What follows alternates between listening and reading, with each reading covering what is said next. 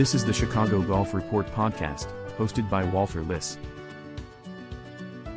Our guest this episode is Vince Pellegrino, Senior Vice President at the Western Golf Association.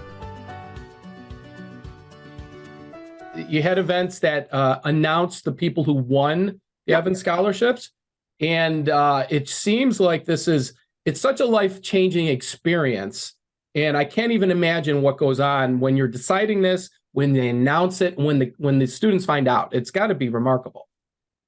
Well, it is, and the kids who go through the final interviews, those are happening, right now, and they've been happening since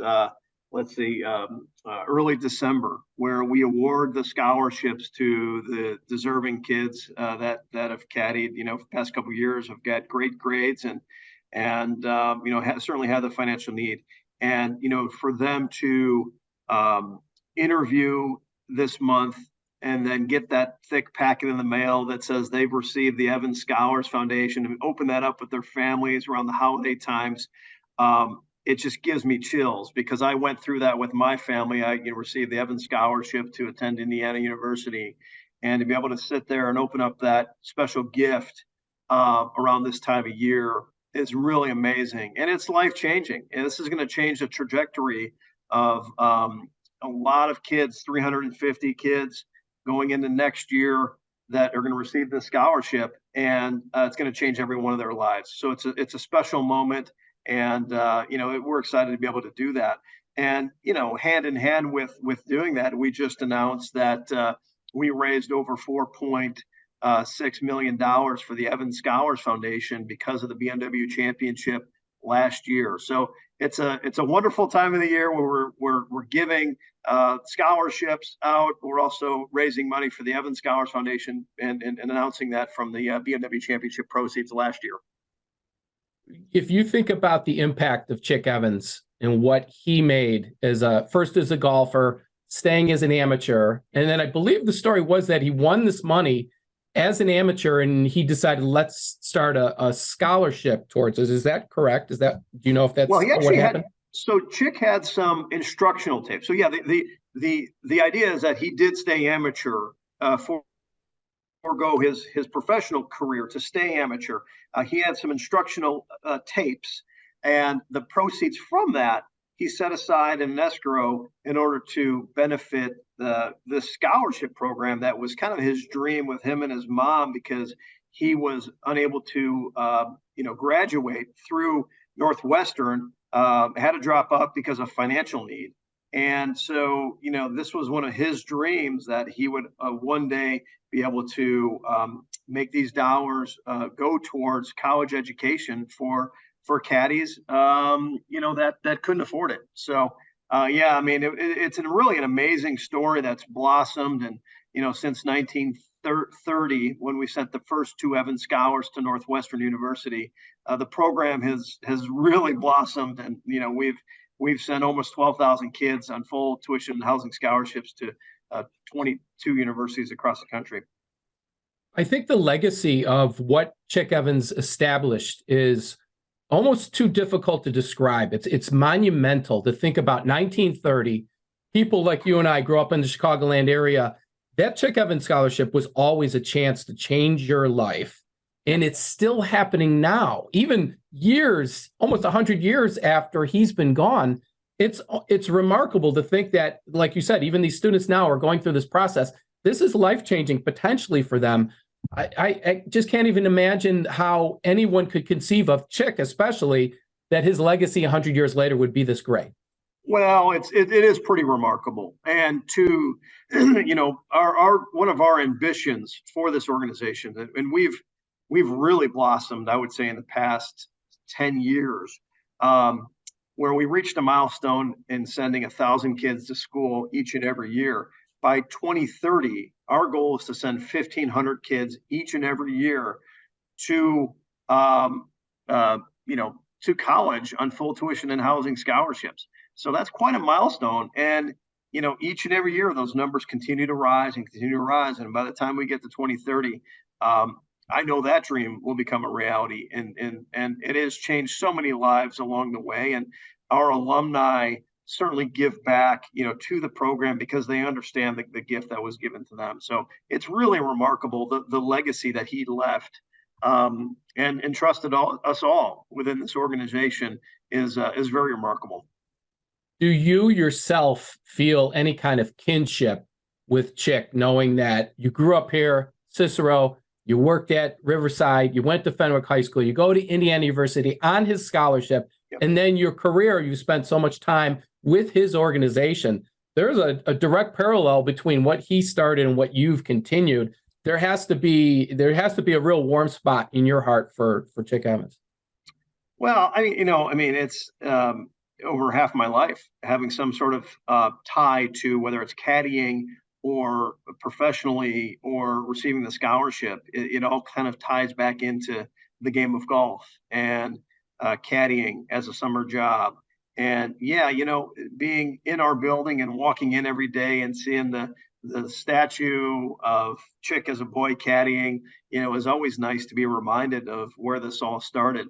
But yeah, I definitely have an affinity, for the program that has given me so much. And obviously it's very rewarding to at the end of the tournament season, which, we run 6 championships. The proceeds benefit the Evans Scholars Foundation, to be able to really celebrate this time of year, the proceeds going back. It's fulfilling to me.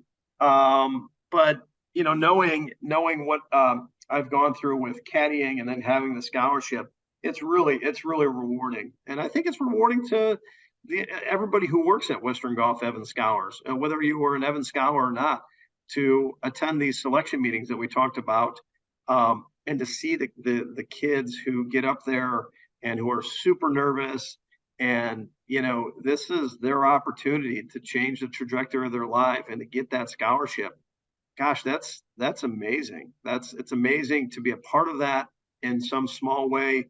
But to have lived that and know what it's meant to my family, it's really rewarding. So in addition to the Evans Scholars Foundation, the events that you're involved with, those two are also life-changing. You win one of those events that the WGA conducts, it is a life changer, whether it's the women's Western Amateur, the Western Amateur, all the way up to the BMW Championship. Let's talk about that then, with the BMW Championship coming back to Olympia Fields this year in August in 2023. So much history there, especially recent history, considering what happened in 2020 with those 2 remarkable shots. Is there an additional buzz that you guys feel in the building, knowing you're going back to that place where that's, even though there was nobody out on the course, it still created this buzz around the world? You couldn't have said it better. We are so excited to go back to a facility that we have so much history with, and hosting the Western Opens there and the BMW Championship in 2020. And, really kind of obviously a crazy year globally that year. And to have the championship be played at Olympia Fields and have the finish that we did with Dustin Johnson making the putt that was a near impossible downhill putt on the 18th green to go into a playoff, to have John Rahm follow that up with a 66-footer snake that broke, a couple different ways across the green, have that finish. And just, it was really kind of magical to have that ending to what was, truly a bizarre, trying time, for everyone, to have that little getaway from reality and have it unfold the way it did. Makes it that much more exciting to get back out there. After that happened, because of the pandemic, we had these grand plans to change the golf course as far as the routing is concerned because of hospitality. And after that moment, once we knew that we were coming back to Olympia Fields, we talked to the membership and to the PGA Tour, and gosh, we can't play this golf course any other way. That has to be the 18th green because of the way that championship finished. So we, we're playing the golf course as it was played in 2020 and are working around that from a corporate hospitality perspective and a logistics perspective. It's going to be very special. And the corporate community has rallied behind it. You can see the excitement from the golf fans who are currently buying tickets to the championship. We've had a strong start to our ticket sales, that we just launched probably a few weeks ago. And I think people are really excited to get out there and see some of that excitement that we witnessed in 2020. It's really a remarkable facility if you think about the history of Olympia Fields. It goes right in perfect lockstep with the Western Golf Association. There was we wrote an article recently about Olympia Fields, kind of the history a little bit. 1928 U.S. Open with Bobby Jones, Johnny Farrell played in it. And while we were writing the article, we noticed that the USGA has footage of the event in 1928 on YouTube, which is just remarkable. So you're able to see this Olympia Fields at one of its earliest stages. And like you said, it's somewhat similar. You could still see bits and pieces of the current course. It's a remarkable history, and it actually probably works. It's right in line with the Western Golf Association being around as long. So it's probably a great partnership for the two of you. Well, it is. I mean, since 1915, when the club was founded, this will be our 6th championship there. And starting in 1920 with Jock Hutchinson winning, 27 with Hagen, McDonald Smith in 33. And then really, took a little bit of a break. And then in the 60s with Jack Nicklaus winning in 68. Very cool to have that on the Olympia Fields / Western Open BMW Championship resume. It's really neat. And then they have a champion like John Rahm, who's one of the best players in the game right now. So much history, tradition, not just with the championship, but with the Evan Scholars Foundation. They're one of the preeminent clubs in America. And to have the support that they give the Evan Scholars Foundation is special as well. So marrying that scholarship with championship and the history we have there, it's going to be a special event for everyone. You mentioned the $4.5 million raised from last year's event, Wilmington Country Club. Was there any kind of a downside from the pandemic? It had to be challenges for you.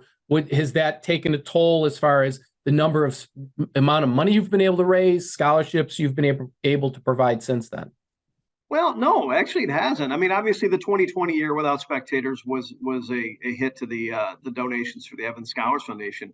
But we had a record donation when we had the championship at Caves Valley in 21. $5.6 million was raised.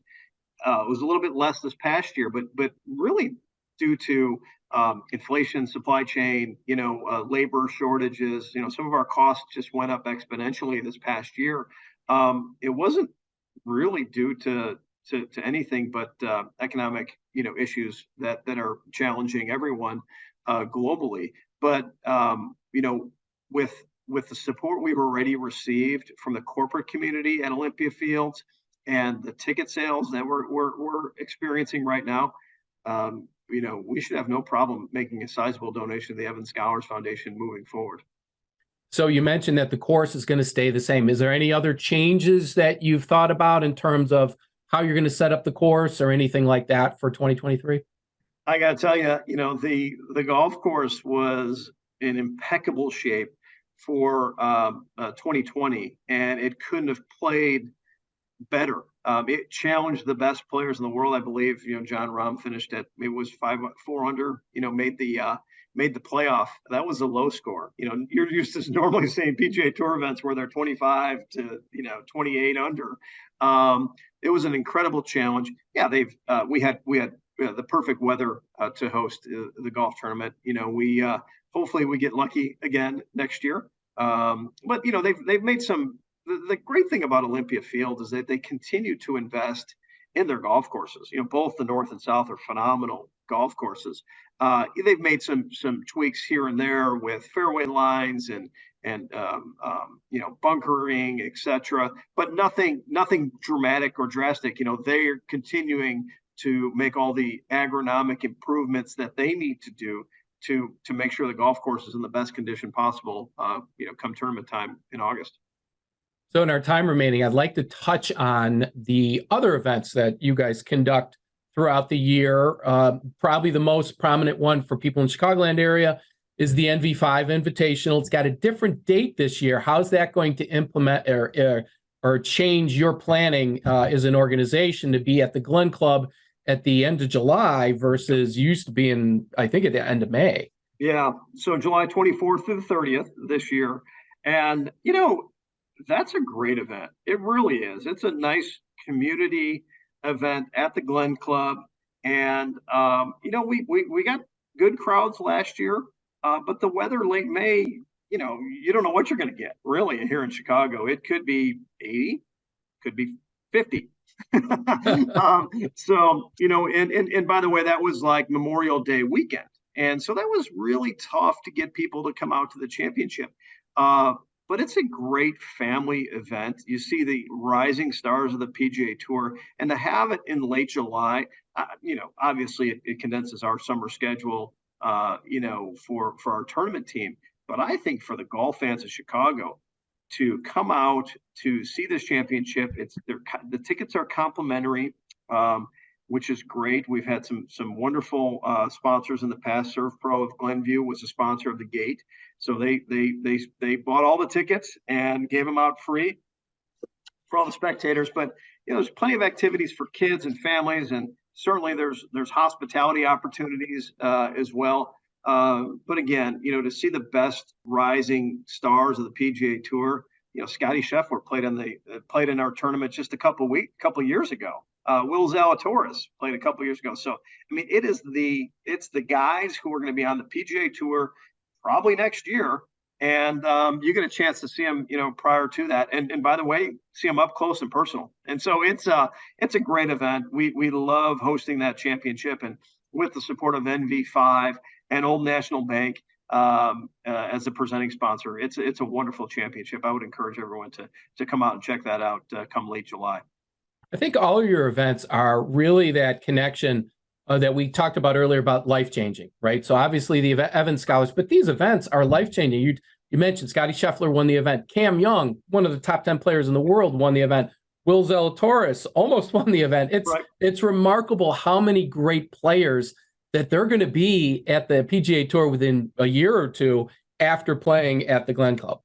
Well, yeah, and as you mentioned, we started our tournament season in mid-June with the Western Junior, and what's really neat about what we do is we get to see the progression of these careers from the junior stages to them playing in the Western Amateur, whether it's the women's Western Amateur or Western Amateur, which is also a Chicago event that rotates the different clubs across the area, North Shore next year, and then to the Korn Ferry Tour event at the Glen Club. And it's really neat to see these, and by the way, you see him as a junior or as an amateur, and for instance, a guy like Austin Greaser who won at Exmoor this past year from North Carolina, who plays from University of North Carolina.